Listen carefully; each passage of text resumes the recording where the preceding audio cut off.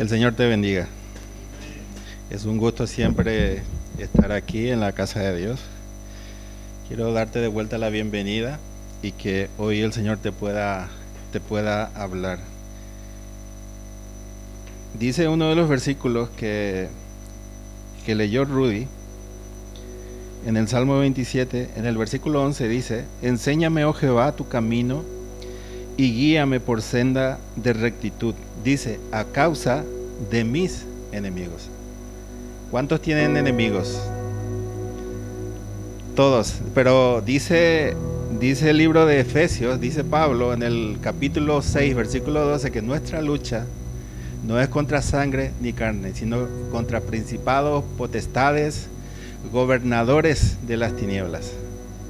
Tenemos una lucha constante y, ¿sabes? Eso es algo que vamos a llevarlo hasta el día de nuestra muerte. Quizás habrá tiempo en que haya menos lucha y otros tiempos en que las luchas van a arreciar para nosotros.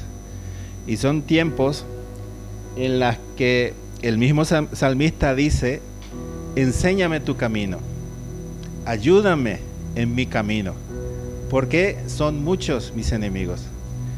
Y en nuestro vivir diario vamos a tener también luchas. Algunas veces serán más difíciles, otras veces serán más leves, pero eso va a ser algo constante en nuestro camino. Dice Pedro,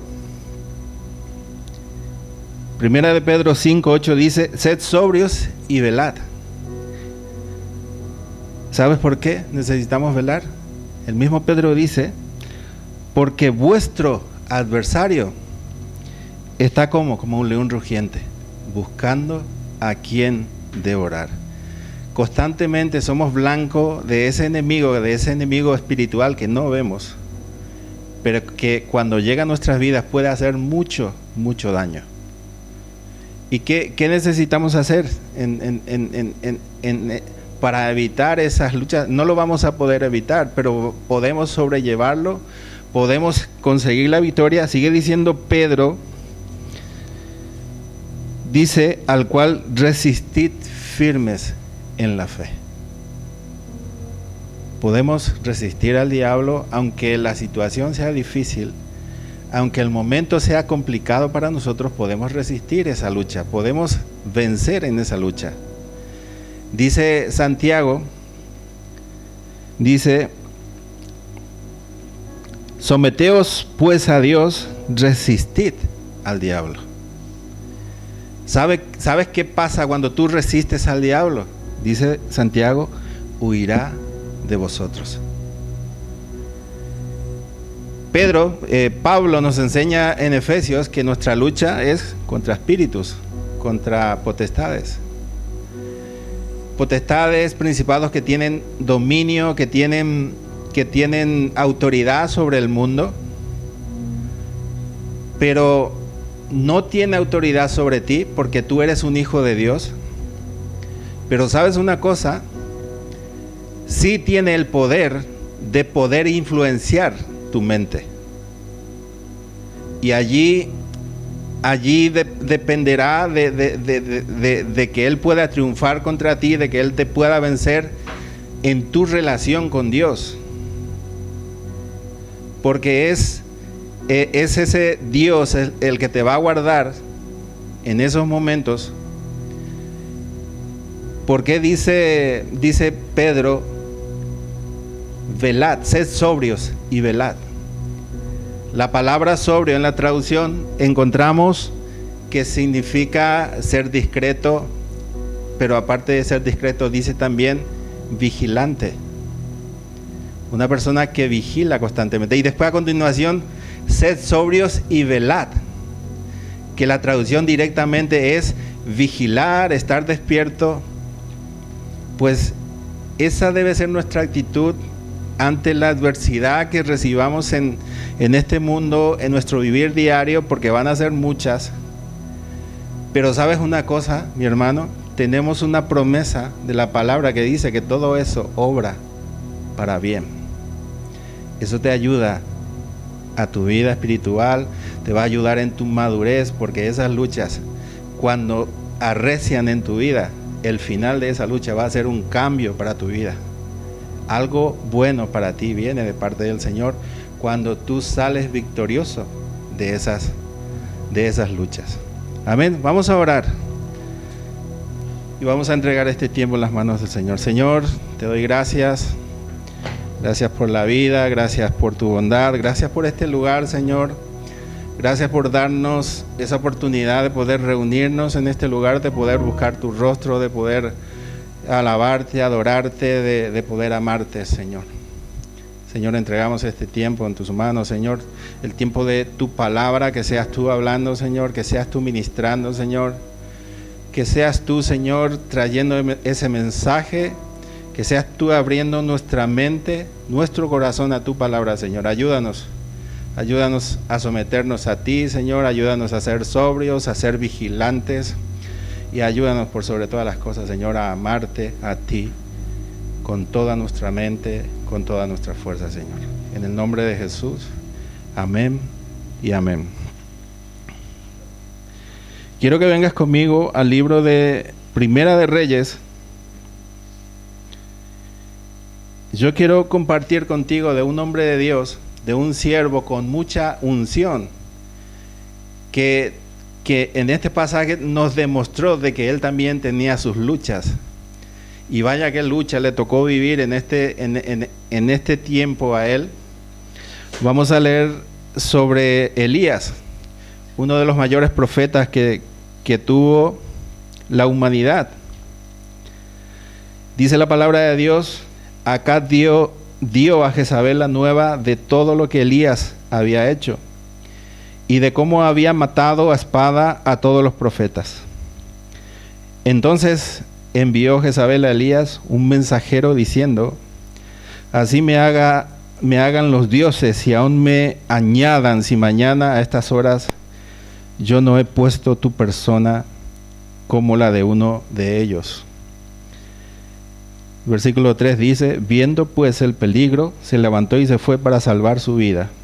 Y vino a Berseba, y que está en Judá, y dejó allí a su criado. Fíjate en la situación, yo quiero que lo visualices. Elías, un profeta de Dios, acababa de hacer un milagro grandioso, acababa de demostrar de que Dios hay uno solo y que Dios es todopoderoso. Cuando recibe la amenaza de una persona, de una mujer, dice, en otra versión de la Biblia dice que él se asustó en gran manera y huyó del lugar. Imagínate un profeta con la unción que tenía, cuando deja que las palabras de otra persona se empiecen a influir en su vida, empiecen a influir en su mente, en su corazón. Cuando dejamos que eso suceda en nuestra vida, ¿sabes qué pasa? Que damos lugar a la frustración, damos lugar a la tristeza, a la amargura. Y eso fue lo que pasó con Elías. Cuando él escucha estas palabras, él sintió miedo en su corazón y huye del lugar. No podía hacer otra cosa. Cuando dejas que el miedo invada tu corazón, tú lo único que quieres es huir de esa situación, huir de ese lugar. Pero esa situación te va a perseguir. Las situaciones que llevan a nuestras vidas no se solucionan con que nosotros huyamos de esos problemas, de esas dificultades. Y dice el versículo 4: y él se fue por el desierto un día de camino, y vino y se sentó debajo de un enebro, y deseando morirse, dijo: basta ya, oh Jehová, quítame la vida, pues yo no soy mejor que mis padres. Esa situación llegó a tal extremo, al punto de que él ya no deseaba vivir. Yo no sé si a alguno en su vida le ha pasado alguna situación en que ya no quería afrontar esa situación y simplemente quería desaparecer. Yo creo que algunos lo habrán vivido en su vida. Pero llega, si aún no ha llegado, seguro que en algún momento llegará esa situación en tu vida, en que esa situación te supera, esa situación puede contigo, puede con tu mente, puede con tu corazón, y lo único que querrás es desaparecer. El profeta Elías quería morirse, le estaba pidiendo a Dios: mátame, llévame de una vez. Porque él se había montado un caos en la mente, una batalla en la mente, que él ya no podía soportar esa lucha. Entonces él pide a Dios: mátame, llévame de una vez, ya no quiero sufrir. Yo quiero que mires a la situación en la que ha llegado el profeta por las simples palabras de otra persona. Fueron palabras fuertes, ¿no? Palabras de amenaza de muerte, y que calaron muy profundo en el corazón de ese profeta lleno de la unción de Dios. Pero ¿qué me dice esto? Que yo tengo que velar en todo tiempo, porque esto que le sucedió a Elías me puede suceder a mí en cualquier momento. ¿Y cuál es la mejor forma en la que yo puedo evitar caer en esta situación? En la frustración, en la amargura, en la depresión, porque muchas veces todo esto acaba en una depresión. Como dice Pedro: someteos a Dios. Yo tengo que someter mi voluntad a Dios, yo tengo que someter mis pensamientos a Dios, yo tengo que someter mi vida absoluta a Dios. Porque, como dice, el enemigo está como león rugiente buscando a quien devorar, y si yo no velo, si yo no estoy despierto, si yo dejo que palabras influyan en mi pensamiento, si yo dejo que acciones, que hechos de otras personas influyan en mi vida, eso va a hacer de que yo caiga en la misma situación, en la frustración, en la amargura, en situaciones difíciles en las que yo desearé no estar allí, ya no tendré fuerzas de cómo afrontar esa situación. ¿Y sabes qué me muestra esta situación, este pasaje?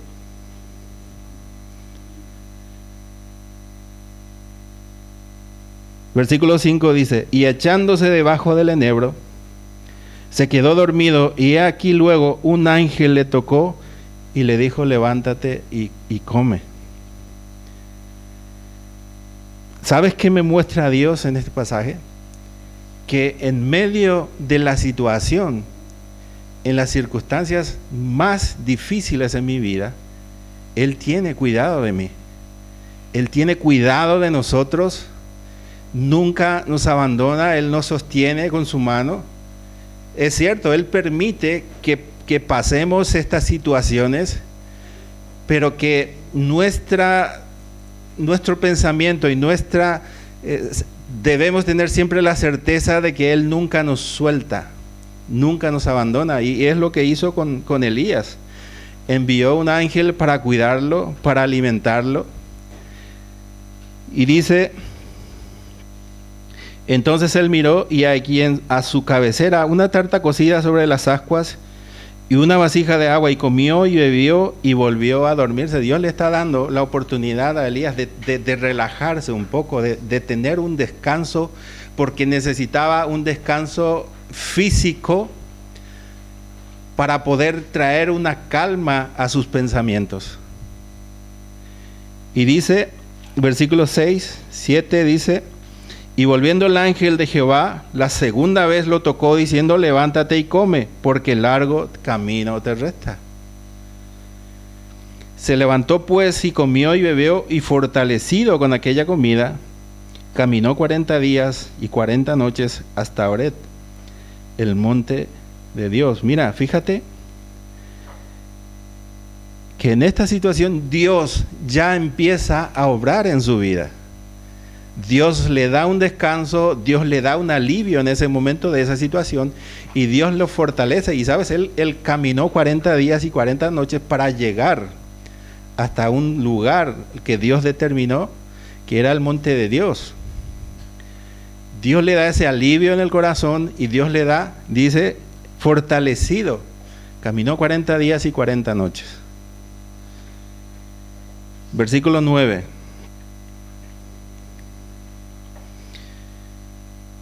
Y allí se metió en una cueva, donde pasó la noche, y vino a él la palabra de Jehová, el cual le dijo: ¿qué haces aquí, Elías?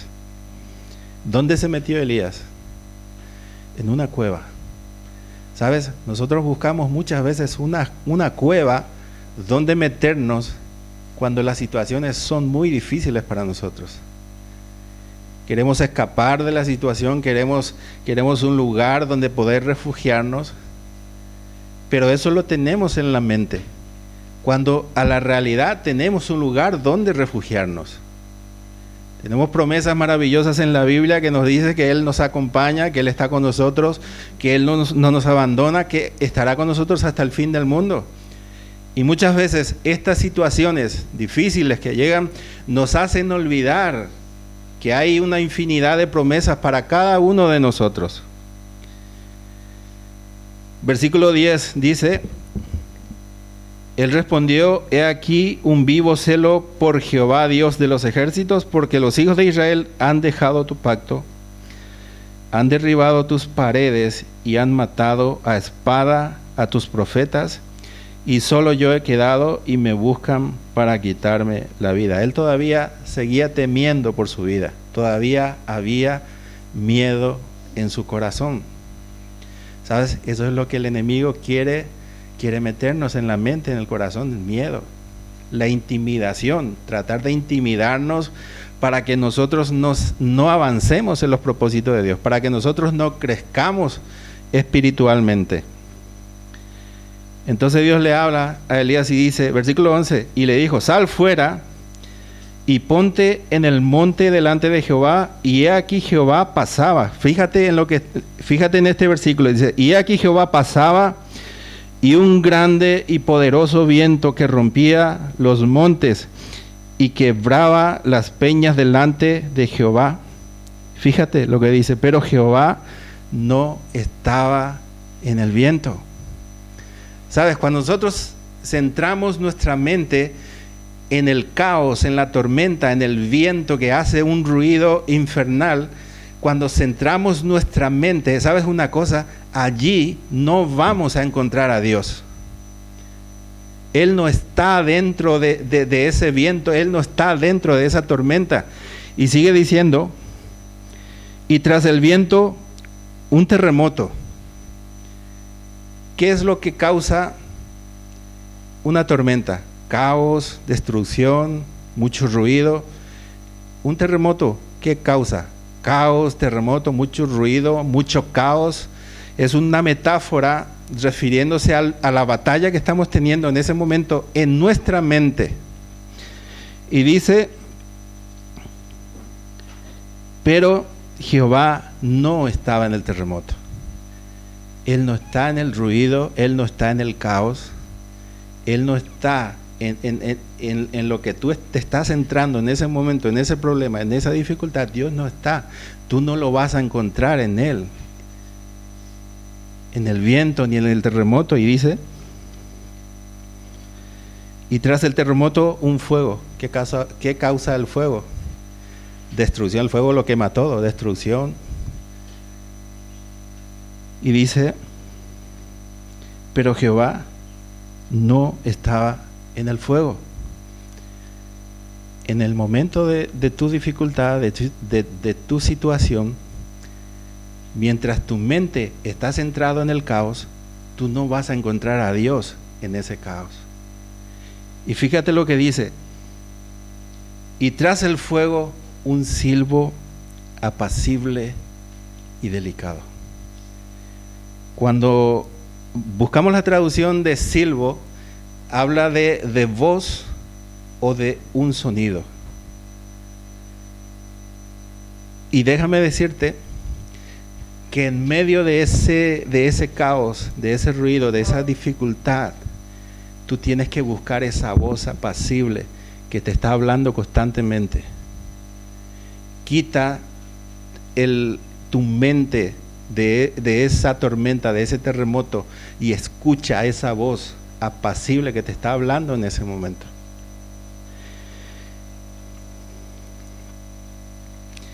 Y fíjate, versículo 13 dice, y cuando lo oyó Elías, fíjate, cubrió su rostro. Elías se da cuenta de que en ese silbo apacible estaba Dios. Y él cubre su rostro porque él sabía que Dios estaba fuera de la cueva. Y muchas veces para encontrarte con Dios tienes que salir de tu cueva. Tienes que salir de ese lugar y tener ese encuentro con esa voz apacible, con esa voz dulce que constantemente te está hablando y constantemente te está llamando. Dice, cubrió su rostro con su manto y salió. Esa es la clave, salir de esa cueva, porque esa cueva se convierte en una prisión para ti. Y sabes, muchas veces esa cueva no solamente es el problema, la dificultad, muchas veces esa cueva también es tu zona de confort, donde tú te sientes cómodo, donde tú te sientes bien, pero te encierras en ese lugar y no sales de ese lugar para cumplir los propósitos de Dios en tu vida. Pero para que tú seas útil para el reino de los cielos, tú tienes que salir de ese lugar de confort, tú tienes que salir de esa cueva y tener un encuentro con esa voz apacible, que es la voz de Dios que te está llamando y que te está hablando constantemente. Versículo 14. Él respondió, he sentido un vivo celo por Jehová, Dios de los ejércitos, porque los hijos de Israel han dejado tu pacto, han derribado tus altares y han matado a espada a tus profetas, y solo yo he quedado, y me buscan para quitarme la vida. ¿Sabes? Esto va a ser una constante en tu vida. Mientras más busques tú a Dios, mientras más escuches esa voz apacible, el enemigo te buscará para quitarte la vida. ¿Sabes? Eso es algo que no lo podemos evitar, pero tenemos un Dios todopoderoso que nos guarda y que nos cuida a cada segundo de nuestra vida, en todo momento de nuestra vida. Y nuestro pensamiento tiene que ser centrado en esa voz apacible, en la voluntad que Dios quiere para cada uno de nosotros. Y le dijo Jehová, ve, vuélvete por tu camino, por el desierto de Damasco, y llegarás y ungirás a Hazael por rey de Siria. A Jehú, hijo de Ninsi, ungirás por rey sobre Israel, y a Eliseo, hijo de Safat, de Abel Meola, ungirás para que sea profeta en tu lugar. Y el que escapare de la espada de Hazael, Jehú lo matará, y el que escapare de la espada de Jehú, Eliseo lo matará. Y yo haré que queden en Israel 7,000 cuyas rodillas no se doblaron ante Baal y cuyas bocas no lo besaron. ¿Sabes? Cuando tú aprendes a escuchar esa voz apacible de Dios, tú te conviertes en uno de estos 7,000, en ese remanente que Dios puso para pelear no solamente tus batallas, sino también para pelear la batalla de otras personas. La batalla de tu familia, de tus hermanos, de tus padres, la batalla de tus amigos, de tus vecinos. Dios te ha puesto en ese lugar. ¿Por qué? Porque tú decidiste poner en tu mente, en tu prioridad, la voz apacible de Dios antes que el caos, la tormenta y los terremotos. Versículo 19. Partiendo él de allí, halló a Eliseo, hijo de Safat, que araba con 12 yuntas delante de sí, y él tenía la última. Y pasando Elías por delante de él, echó sobre él su manto. Yo creo que todos sabemos el significado del manto, ¿no? Cuando un profeta tiraba un manto sobre otra persona, lo que estaba haciendo era pasarle ese ministerio a esa persona. ese trabajo que él estaba haciendo, porque Dios ya cumplió su propósito en esa persona, entonces el manto significa el traspaso de un ministerio a otra persona. ¿Sí? Y ¿sabes una cosa? Dice versículo 20, entonces dejando él los bueyes, refiriéndose a Eliseo, vino corriendo en pos de Elías y dijo, te ruego que me dejes besar a mi padre y a mi madre, y luego te seguiré. Y él le dijo, ve, vuelve, ¿qué te he hecho yo? En otra versión de la Biblia dice, Elías le dice, no te olvides lo que acabo de hacer contigo. No te olvides que acabo de pasarte este ministerio, que tú tienes un llamado de Dios. Y dice, refiriéndose a los padres, él dice, quiero despedirme de mis padres. ¿Y qué es lo que le está diciendo Elías a Eliseo? Que no dejase que los pensamientos, que los deseos de este mundo impidiesen que él cumpliese el propósito que Dios tiene en su vida, el llamado que Dios tiene para Eliseo en ese momento. ¿Y sabes qué fue lo que hizo Eliseo? Y se volvió, versículo 21, y se volvió y tomó un par de bueyes y los mató, y con el arado de los bueyes coció la carne y la dio al pueblo para que comiesen. Después se levantó, se fue tras Elías y le servía. Dice, tomó un par de bueyes, mató un par de bueyes. Lo estaba haciendo como una despedida de su familia, de sus amigos, de todos sus conocidos. Y dice, y con el arado de los bueyes coció la carne. ¿Sabes qué significa el arado? El arado aquí representa la vida anterior de Eliseo.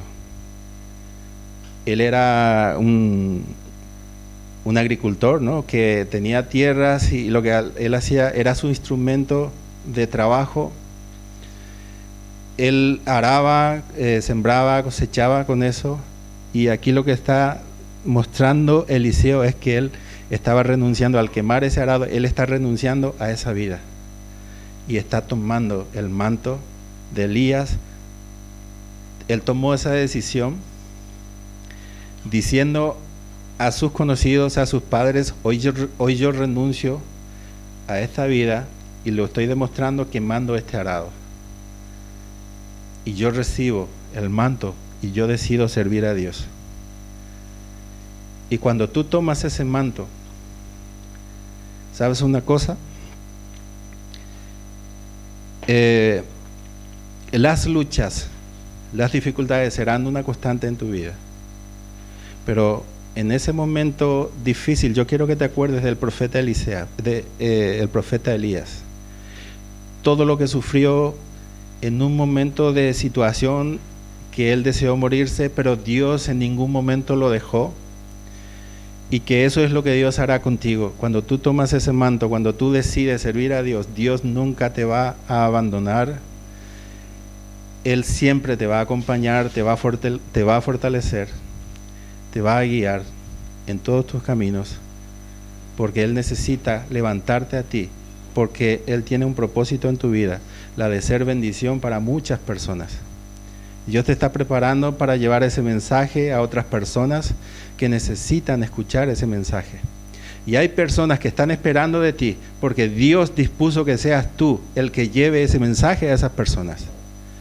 Pero mientras más duda haya en tu mente, más tardarán aquellas personas en recibir ese mensaje de salvación. Y la decisión tiene que ser hoy. Señor, hoy yo quemo el arado. Hoy es el tiempo en que tú tienes que quemar lo que tienes que quemar. Dejar de lado esa vida anterior y tomar la decisión de tomar ese manto y decir a Dios, Señor, hoy decido tomar ese llamado. Es una decisión personal. Dios no te va a obligar, pero déjame decirte que lo que Él quiere hacer en tu vida es algo grande y poderoso. Amén. Hay personas esperando de ti para escuchar ese mensaje. Tú puedes ser bendición para muchas personas. Amén. Quiero pedirte que te pongas de pie. Vamos a orar.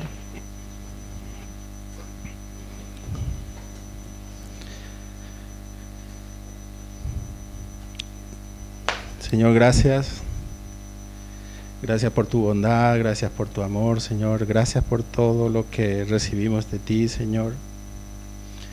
Gracias por ese llamado que tiene para cada uno de mis hermanos, Señor. Yo sé que ellos deciden por ti, Señor.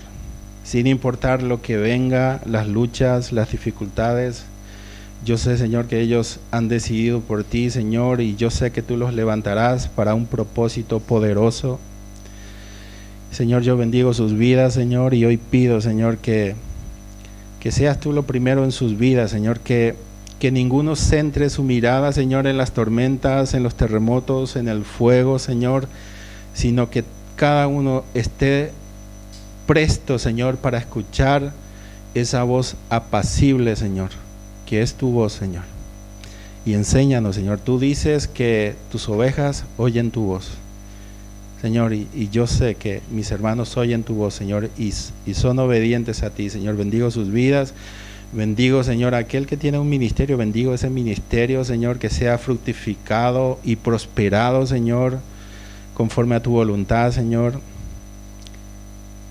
También quiero, Señor, pedir por esta pequeña iglesia, Señor, un lugar de tu presencia, Señor, donde nos reunimos los domingos, Señor. Ayúdanos a hacer luz para este pueblo, Señor, que tú vayas agregando a aquellos que han de ser salvos, Señor, en este pueblo, y que podamos ser luz en este lugar, que podamos, Señor, iluminar, que podamos, Señor, atraer a personas, Señor, que esta luz que tú has puesto en nosotros, Señor, nos ayude, Señor, a atraer a aquellas personas que están en lo más profundo de la oscuridad, y que podamos ser de bendición, Señor, y que podamos alcanzar almas para ti en este pueblo, Señor.